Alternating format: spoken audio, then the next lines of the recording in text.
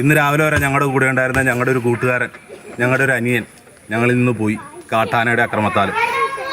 വർഷങ്ങളായിട്ട് ഞങ്ങളുടെ നാട്ടിൽ കാട്ടാനയുടെ ആക്രമണം തുടർന്നുകൊണ്ടിരിക്കുകയാണ്. കാട്ടാനയുടെ ശല്യമാണ് ഞങ്ങളുടെ നാട്ടിൽ. റോട്ടിലൂടെ സഞ്ചരിക്കാൻ പോലും പറ്റാത്ത പല സാഹചര്യങ്ങളും ഞങ്ങളുടെ നാട്ടിലുണ്ടായിക്കൊണ്ടിരിക്കുകയാണ്. പല മേഖലകളിലേക്ക് ഞങ്ങൾ ഇതിൻ്റെ അറിയിപ്പ് കൊടുത്തിട്ടും ശാശ്വതമായൊരു പരിഹാരം നാളെ ഇതുവരെ ഞങ്ങൾക്ക് കിട്ടിയിട്ടില്ല.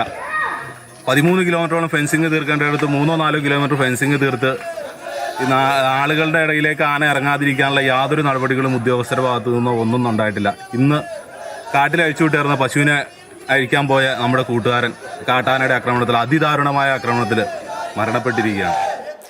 ജെയിൻ തുടരുന്നുണ്ട്. ജെയിൻ, മൃതദേഹം ഉടനെ ബന്ധുക്കൾക്ക് വിട്ടു നൽകുന്നുണ്ടോ? അതുമായി ബന്ധപ്പെട്ട നടപടിക്രമങ്ങൾ പൂർത്തിയാക്കിയോ? ഈ പ്രതിഷേധം അത് ആശുപത്രിയിൽ മാത്രമാണോ, മറ്റെവിടെയെങ്കിലും നാട്ടുകാർ സംഘടിച്ച് വനവകുപ്പിനെതിരെ പ്രതിഷേധിക്കുന്നുണ്ടോ?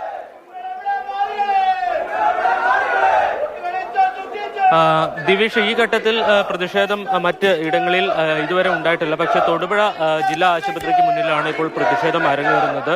UDF യൂത്ത് ലീഗ് പ്രവർത്തകരുടെ നേതൃത്വത്തിൽ ഇപ്പോൾ അത്യാഹിത വിഭാഗം ഉപരോധിച്ചുകൊണ്ടുള്ള ഒരു പ്രതിഷേധമാണ് ഇവിടെ നടക്കുന്നത്. അല്പസമയം മുമ്പാണ് മുള്ളിരിങ്ങാട് നിന്നുള്ള വനംവകുപ്പ് ഉദ്യോഗസ്ഥർ ആശുപത്രിയിലേക്ക് എത്തിയത്. അവർ ഈ സംഭവവുമായി ബന്ധപ്പെട്ട മറ്റ് നടപടികളുടെ ഭാഗമായിട്ടാണ് ഇങ്ങോട്ട് എത്തിയത്. അതിന് പിന്നാലെയാണ് ഇപ്പോൾ തൊടുപുഴ ജില്ലാ ആശുപത്രിയിൽ പ്രതിഷേധം അരങ്ങേറുന്നത്. നമുക്കറിയാം, നേരത്തെ ഈ പ്രശ്നം അവിടെ ആളുകൾ ജനങ്ങളുടെ ശ്രദ്ധയിൽപ്പെടുത്തിയിരുന്നതാണ്. പക്ഷേ അത് പരിഹരിക്കുന്നതിനുള്ള നടപടികൾ അവിടെ ഉണ്ടായില്ല എന്നുള്ളതാണ്. അതാണ് ഈ പ്രതിഷേധത്തിന് ഇടയാക്കിയിരിക്കുന്നത്.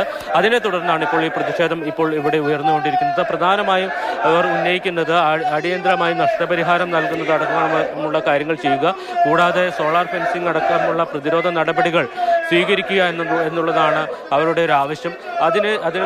ഈ ആവശ്യം ഉന്നയിച്ചുകൊണ്ടാണ് ഇപ്പോൾ പ്രതിഷേധം ഉയർത്തിക്കൊണ്ടിരിക്കുന്നത്.